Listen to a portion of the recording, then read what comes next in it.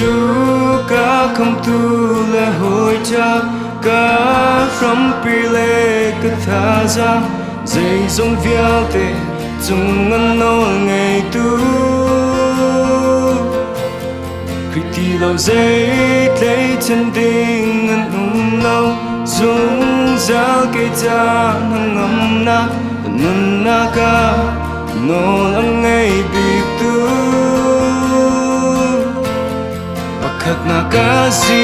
Jesuh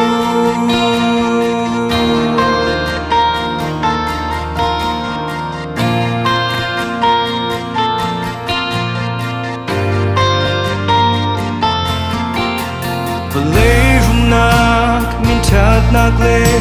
taksa di riam nak vial te na chu hi vô lê chan tôi te cha an si se Jesuh Pakhatnak ka kanun na ka chia chẳng nu chun dùng dao nun na van rong chu cây cha si Jesuh Christ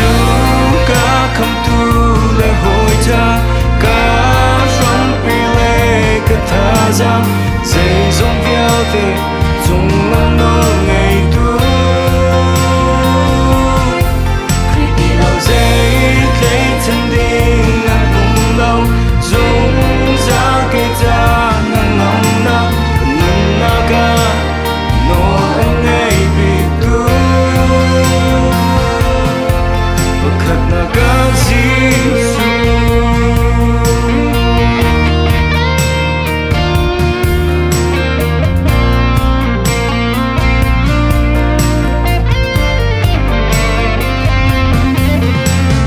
lấy min nung đốt nát na chu